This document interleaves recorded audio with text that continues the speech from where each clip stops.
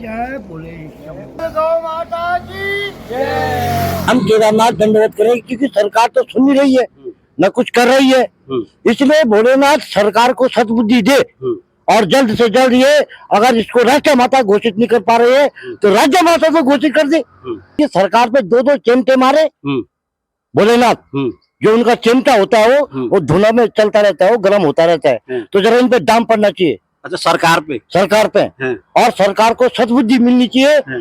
सरकार केवल बोलती है, करती नहीं है। जो सनातनी लोग हैं, जो साधु महात्मा हैं, वही केवल लगे हुए हैं। नमस्कार, मैं हूं सुनीत चौधरी और आप देख रहे हैं पहाड़ी सफरनामा। ऋषिकेश बद्रीनाथ राष्ट्रीय राजमार्ग पे मैं इस समय मौजूद हूं और मेरे ठीक सामने आप देख सकते हैं एक वृद्ध व्यक्ति हैं जो कि दंडवत यात्रा कर रहे हैं। 2 मई को भगवान केदारनाथ के कपाट खुलने हैं, तो ऐसे में तमाम जो श्रद्धालु भक्त हैं वो बाबा के दर पे पहुंचते हैं अपनी फरियाद को लेकर के, अपनी मनोकामना को लेकर के। और इन बाबा जी की एक अनूठी मनोकामना है, एक अनूठी फरियाद है बाबा केदार से, जिसको लेकर के ये चले हैं अपने घर से केदारनाथ की ओर। जय बोले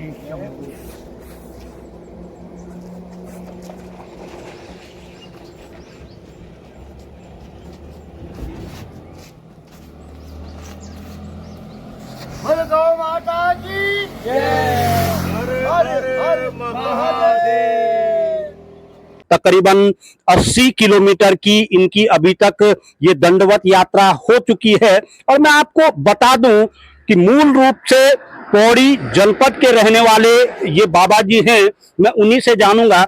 बाबा जी, आपका नाम क्या है? मेरा नाम लक्ष्मण सिंह बुटोला। अच्छा, बुटोला जी, पहली बार देख रहे हैं कि कोई पहाड़ी या उत्तराखंडी मूल का व्यक्ति इस तरीके से दंडवत यात्रा करते हुए बाबा के दर पे जा रहा है। ये मुहिम इसीलिए छेड़ी गई है कि आजकल के जनरेशन है, जो युवा पीढ़ी है, वो इस चीज को पकड़े और इस जोत को आगे तक बढ़ाए। ये गोपाल मणि जी ने एक संघर्ष करा था, दिल्ली में भी, देहरादून में, मध्य प्रदेश में, उत्तर प्रदेश में और तुम्हारे महाराष्ट्र तक उन्होंने ये मुहिम चलाई थी कि गौ माता को राष्ट्र माता घोषित करे। अच्छा, उसी मुहिम को हम भी आगे चलाते हुए जोत को जलते ताकि जलती रहे, तो गौ माता को राष्ट्र माता घोषित करने के लिए हमने ये प्रण लिया है कि जो है हम केदारनाथ दंडवत करेंगे क्योंकि सरकार तो सुन नहीं रही है, न कुछ कर रही है। इसलिए भोलेनाथ सरकार को सद्बुद्धि दे और जल्द से जल्द ये अगर इसको राष्ट्र माता घोषित नहीं कर पा रहे है तो राज्य माता को घोषित कर दे। क्योंकि देवभूमि ये है, देवभूमि है। तुम्हारे महाराष्ट्र में तो राज्य माता घोषित कर दी बाकी सरकार ने। एक उत्तराखंड सरकार क्यों विलम्ब कर रही है? क्योंकि इनके पास डबल इंच की सरकार है, हमारी अपनी सरकार है। और हमारी सरकार अगर गौ माता को राष्ट्र माता घोषित नहीं कर पा रही है तो राज्य माता तो कर दे। अच्छा, बाबा जी से मैं बातचीत करूंगा। बाबा जी, आपका नाम आपने बताया है लक्ष्मण सिंह बुटोला जी, कहाँ के रहने वाले हैं? पहले अपने बारे में बताइए जरा। मैं ग्राम कुंडी का रहने वाला हूँ और कोट ब्लॉक हमारा क्षेत्र है, देवत्याग कोट ब्लॉक क्षेत्र हमारा आता है। और इससे भी पहले मैं दंडवत कर चुका हूँ तुम्हारे गोवर्धन में।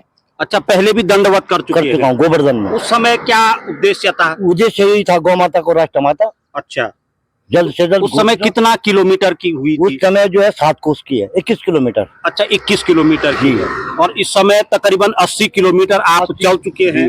ये जो यात्रा है ये 63-64 कोस की है, यानी कि 190 किलोमीटर की। कितने लोग आपके साथ चल रहे हैं? कैसा समर्थन आपको मिल रहा है? देखिए, ये रहने वाले हमारे उत्तराखंड के बकौड़ा ग्राम सभा से हैं, ये 3 भाई हमारे।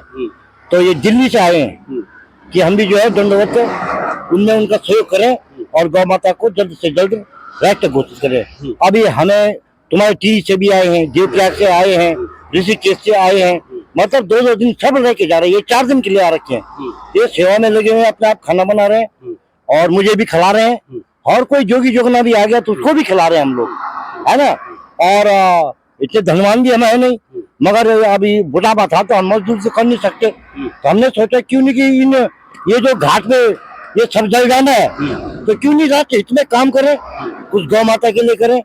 और जो हमारा ये पर्यावरण जो पलायन हो रहा है, ये पलायन रुके, खेती स्टार्ट हो, अधिक से ज्यादा गौ माता को दुख कहाँ पे है, जो हमारी गाय भी आ रही है, उनके जो बछड़े हो रहे हैं, बच्चा तो घर में रख देते हैं, बछड़ा छोड़ देते हैं, साल भर में दूध दाद पिया, बछड़ा छोड़ दिया, कोई जंगल में बांध रहा है। तो मुझे हमें ये दर्द सहन नहीं हुआ, ये अत्याचार हो रहा है, इस अत्याचार को खत्म तभी होगा जब ये राष्ट्र माता घोषित होगी और इस पे सख्त कानून बन जाए, तो अपने आप लोग जो है छोड़ना बंद कर देंगे। अच्छा, एक दिन में कितना किलोमीटर आप चल लेते हैं? 2.5-3 किलोमीटर के करीबन। अच्छा, 2.5 से 3 किलोमीटर। अवस्था भी आपकी है, क्या दर्द नहीं करता है? मैं अभी तक तो 2-3 दिन तो एहसास हुआ है, मगर अब तो भगवान की कृपा से भोलेनाथ की इतनी ताकत दे दी है कि सुंदर चल रहा हूँ मैं, और सुंदर भोजन कर रहा हूँ।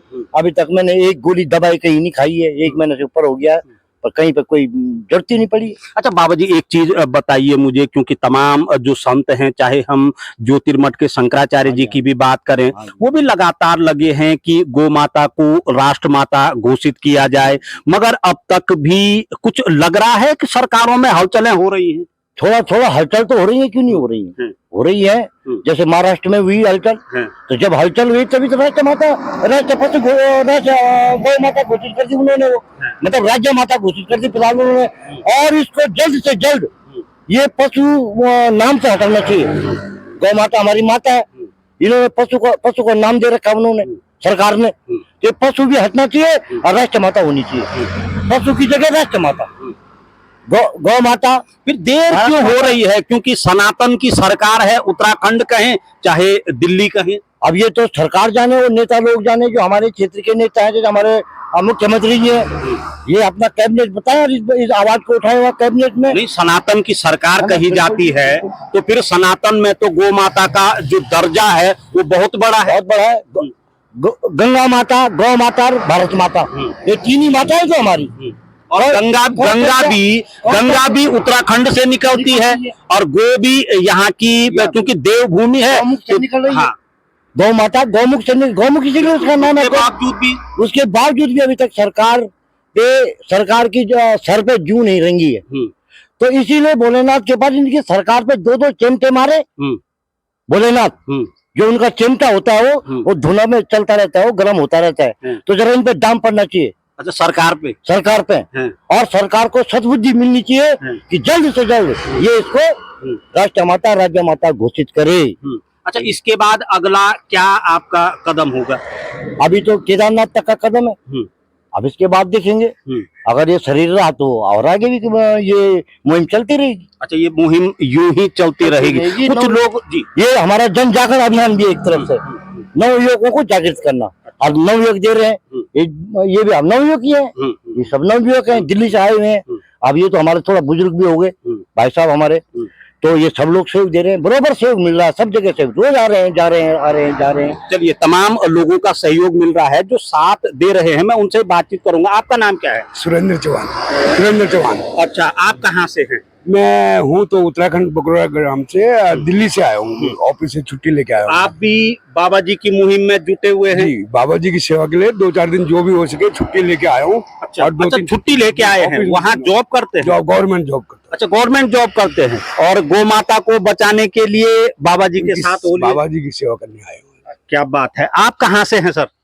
मैं भी उत्तराखंड से, सफदरखाल नजदीक बगरोड़ा गांव है मेरा। अच्छा, और मैं भारत सरकार की सेवा से सेवानिवृत्त हुआ हूँ। अच्छा, आप सेवानिवृत्त जी, हुए? 67 साल मेरी उम्र हो गई है। तो हमें जैसे पता लगा कि भाई साहब जो है गौ सेवा में दंडवत यात्रा पे जा रहे हैं, तो उसी मुहिम में हम इनका थोड़ा सा साथ देने 1-2 दिन जितना भी हो सकेगा उसके लिए आए हैं। इनका थोड़ा मनोबल बढ़े, और भारत सरकार जो जैसे इनकी इच्छा है कि गौ, गायत्री और गंगा को जो है इनको संरक्षित करे, इनके बारे में कुछ सोचे, तो इसी मुहिम को हम इनके साथ जोड़ने के लिए यहाँ उपस्थित हुए। अच्छा भाई साहब, क्योंकि सरकार का अंग आप रहे हैं, और लगातार जो तमाम सनातनी संगठन हैं, साधु संत सन्यासी तमाम लोग हैं, वो इस मांग को लंबे समय से करते आ रहे हैं। आखिर चल क्या रहा है, क्या दिक्कतें हैं सरकार को? मैं इसलिए पूछ रहा हूँ क्योंकि आप सरकार के अंग भी रहे हैं। भाई जी, ऐसा है, सरकार केवल बोलती है, करती नहीं है। जो सनातनी लोग हैं, जो साधु महात्मा हैं, वही केवल लगे हुए हैं। और इसमें केवल वोट बैंक की राजनीति हो रही है। जब तक हम वोट बैंक की राजनीति से नहीं निकल पाएंगे और अपने बारे में नहीं सोच रहे, जैसे उत्तराखंड खाली हो रहा है, जब खाली हो रहा है तो गौ माता भी सड़कों पे आ रही है, उनके बछड़े लोग ऐसे ही छोड़ रहे हैं। तो इसलिए जब तक हम अपने उससे नहीं जुड़ेंगे, अपने उससे, जिन लोगों ने अपना मूल छोड़ दिया वो लोग काम से गए, इसलिए अपने से जुड़ेंगे तो गाय अपने आप उसमें जुड़ेगी। और सरकार जब तक हम उस पर प्रेशर नहीं बनाएंगे तब तक कुछ होने वाला नहीं है। जब सब लोग साथ जुड़ेंगे, सब लोग अपना सहयोग देंगे, तभी कुछ हो पाएगा। अदरवाइज सरकार कुछ करने वाली नहीं इतनी जल्दी में, उसमें कुछ समय लगेगा।